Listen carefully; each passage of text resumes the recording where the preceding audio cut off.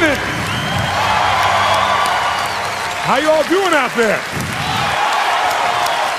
Whoa. One skill you want to master in this day and age that we live in, if you want to have an extraordinary life, it's the ability to learn rapidly. Because today, there is more opportunity to do more things, learn things, create things, experience things than any time in human history. But most people are way, way, way behind the times unless they grew up with technology and learning. So I would like to start this morning by showing you the strategy for learning. What is learning? So if we take a human being, and this will be a drawing of a human being so you can see that, again, I majored in art. Magnificent, isn't it? So if we take a human being and we want to be able to have them learn something, what is learning? Well, learning is the creation of, and here's the key word, of a relationship. Whenever you learn something, all you're really doing is creating a relationship between two things. So if I want to learn something, say, how do I learn this? It's not figuring things out. That's how most of us think of learning. Learning is not figuring things out. Learning is the creation of a relationship between two things. Something you already know, the known. Something you already know, it's in your head already, you understand it. And a relationship between the known and the, what would you guess? The unknown. Because the minute you link something you understand to something you don't understand, you now understand what you didn't understand. Let me give you an example to become much more clear. The best teachers throughout human history were teachers that used metaphors or similes. I don't know what your religious belief is, but I'm not here to tell you what to believe religiously. But I personally am a Christian, and there are a lot of great teachers, and Christ clearly was one, because thousands of years later, here are these great teachings. When Christ wanted to teach fishermen how to bring people to the Christian church, did he say, I want you to go out and be a headhunter? Did he say, I want you to go out and recruit Christians? Did he use the word recruit, yes or no? No, because they have no reference. There's nothing related to recruit to them. But since they were fishermen, he said, I want you to become fishers of men. And instantaneously, they understood the entire process of recruiting. What do? You throw a little bait out, and they start to bite, reel them in, right? They understood the entire process because he related something they wouldn't have understood, like how to recruit somebody for a church, to something they already understood, something they already knew. How many follow this? Say aye. How many of you saw the movie Dances with Wolves with Kevin Costner? Did you like it? It's been a long time. Now, do you remember in that movie there was a scene where Kevin Costner meets these three Indians for the first time? He's sitting in his own little camp, and these three Indians come in on horseback. Do you remember that? And it's the first interaction with the Indians. And it's kind of a tense moment, because he doesn't know if they're going to attack or what they're going to do. And they come up, and they're just standing there. And he looks up at them, and they look at him, and there's this moment of silence. And all of a sudden, the Indian goes, ah, and he searched 10 million files and goes, nope, no knowns in there. Right? And the other Indian goes, and he's like, I don't know, right? So he says, well, hello, how are you? And they hear, they search their files and find nothing. So then he does something really smart. He starts doing this. He bends over like this, takes his fingers like this, and he starts moving his leg like this. It goes, buffalo, buffalo, buffalo. And the one Indian looks at the other Indian and goes, he's been drinking too much fire water. Remember? And the other Indian goes, no. And he goes, buffalo, buffalo. And the one other Indian, he goes, And he puts his fingers up like this, doesn't he?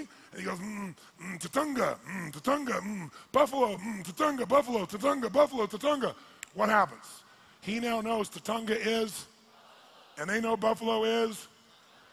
Immediately there's learning, because he figured a way to get across something they both knew, they'd both seen on the plains, and linked to something they didn't know, tatunga or buffalo, depending upon their life experience.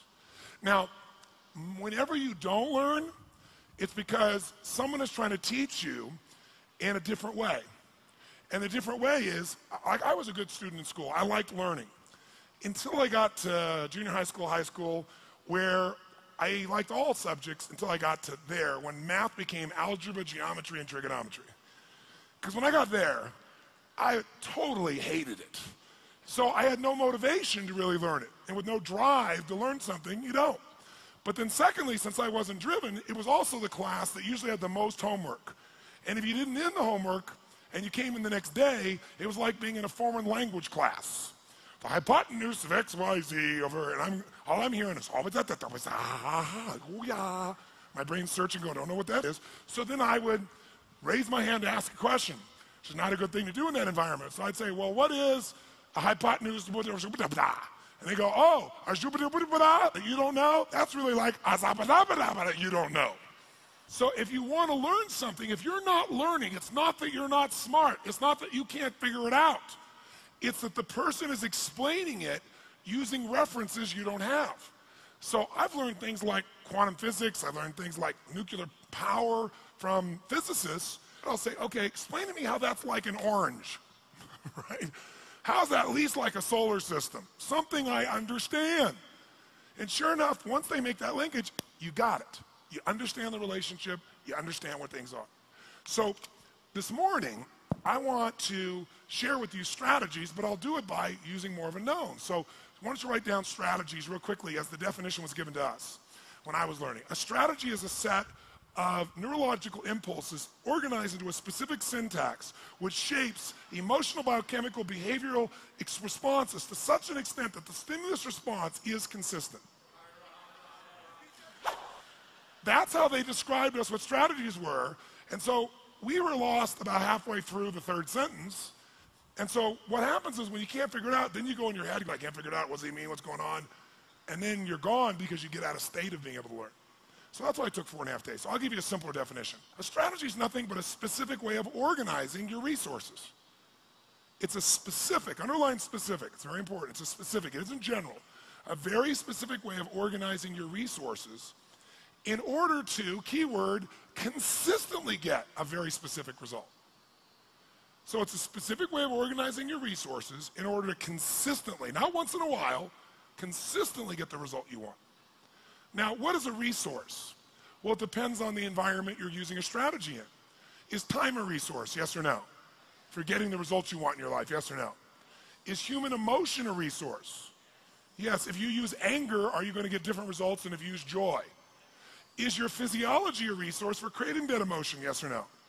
What about the pictures you make in your head? Is that a resource?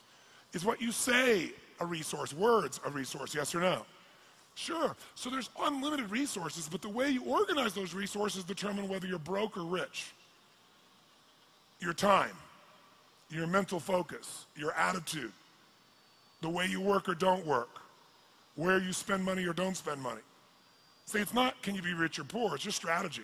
The problem is most people are unaware of what their strategy is. Most people have an excellent strategy for having too much month at the end of the money. Excellent strategy, and it's very effective, and it consistently produces that result, doesn't it? How many have ever mastered that strategy in your past? Say aye. But if you organize your resources differently, can you always have an abundance of money, yes or no? Sure can, but it starts with the resources of what's going on here and here, because that's what determines all your other behavior. If we change your mental and emotional pattern, it'll change the way you earn, it'll change the way you spend, it'll change the way you do everything. So the ultimate strategies are mental and emotional, because they shape everything else. See, if you're fit or fat is a strategy. You may not be doing it consciously, but there's some way you specifically organize what you eat, when you eat, how much you eat, whether you move or not, how you move, how you sleep. See, all those things determine whether you're fit or fat, whether you got low energy or high energy. Are there specific ways of organizing your resources, of what you focus on, what you breathe, how you feel, how you move, how you eat, that will consistently cause you to have low levels of energy, or even better, are there strategies of dis-ease, that if you consistently do this, you can count on having disease in your body, yes or no? Are there strategies of energy and health, yes or no? We're going to focus on those tomorrow. So there's strategies for anything. Are there strategies for having consistent passion and love in an intimate relationship, do you think, yes or no? And are there strategies that'll cause you to constantly be pissed off or sad? Yes, focusing on yourself as a focus tool is an example.